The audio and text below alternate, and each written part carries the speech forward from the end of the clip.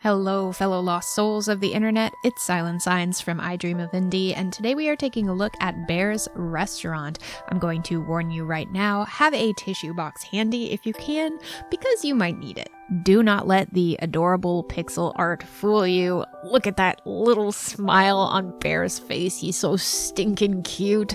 But alas, this game does delve into some very dark subject matter. If you are, in fact, sensitive to murder, suicide, or really any other way you can describe the topic of death, this may not be a game suited for you. Okay. I got the warning out of the way, so let's talk about what Bear's Restaurant is all about.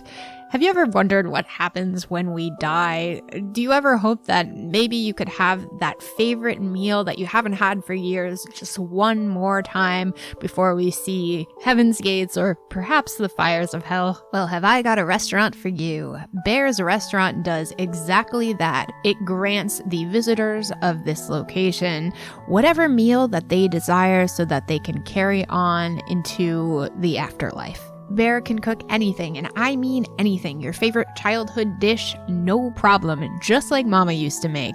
How, you might ask? Well, first with a little help from Kat, his assistant, and Kat has the ability to dive into the memories of the patrons of the restaurant in order to figure out exactly what these dishes tasted like. Some customers may be a little trickier than others, but they always find a way together, and once Bear and Kat prepare the perfect dish, that customer can then go to the station where they can depart for heaven. Along this journey, you'll learn all about these lost souls, their stories, their lives, their regrets, and you'll also learn a lot about these two main characters. Perhaps you'll even figure out Kat's favorite dish. For the majority of gameplay, you will be playing as Kat, who has no recollection of who they were. There is absolutely zero challenge to the gameplay in Bear's Restaurant. That is not what this story is about. There's no puzzles, there's no timed events, no battles.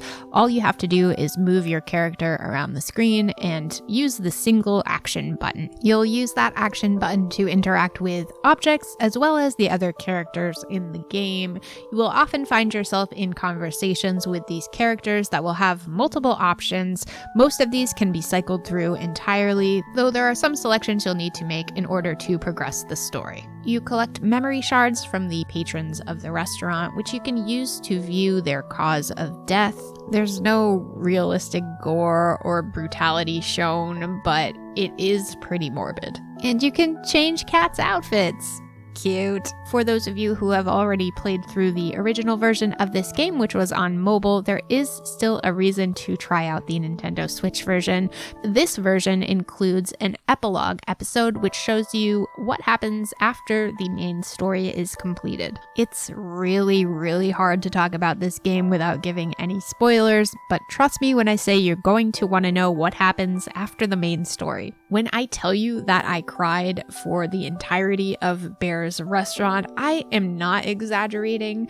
I sat and sobbed into my Nintendo Switch like I have not for a very long time. It really did not help that everything is so adorable in this game. I got attached to the characters immediately without even knowing what their stories were. There's not a single word spoken out loud in Bear's Restaurant, but the cutscenes tell such a powerful story with such simple animations. There's a great variety of locations you get to visit thanks to the customers of Bear's Restaurant sharing their memory shards, as well as Bear's journeys himself. I just thought it was fantastic that you have these adorable animated characters to contrast such a dark story. And just to plunge the knife in your heart a little deeper, you get this gorgeous piano-based soundtrack that I just left on in the background after I was done playing the game because I wanted to keep hearing it. The best way I can describe it is it sounds like something between a dream sequence and a music box, and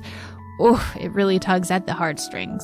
In general, actually, I found the sound design to be just perfection. You get the nice ASMR cooking sounds when Bear is preparing a meal and some chilling ambient noises at other various points in the game. It's It's a masterpiece, which is why I have to award Bear's Restaurant with one of our golden genie lamps of approval. It really brought me to tears, and that's not something that games do often.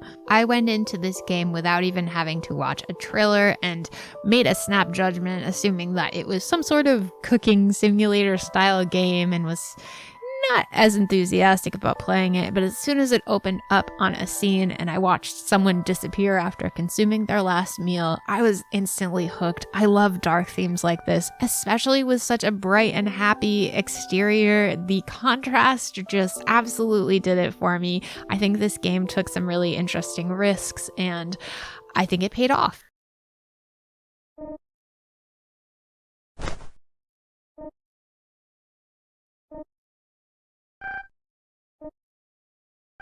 This is the point in the review where I would normally ask you a silly question like, will you be dining at Bear's Restaurant? But I don't want any of you to do that because I love you all. Thank you so much for checking out this review. If you haven't already, don't forget to hit the subscribe button below so you don't miss any reviews or previews. Before I go, I just want to thank our indie warriors, Mitchell Hall, Kevilo, Bunny, Bill Tikaz, Christian Cruz, Strict9, Rosie Syntax, Chris Jackson, Nathan Moore, Peach, Adriana Amato, CJR, Jesse, Falco Lombardi, C. Coyle, and Skepticism. Thank you all for your support, and thank you again for watching. I'll see you next time.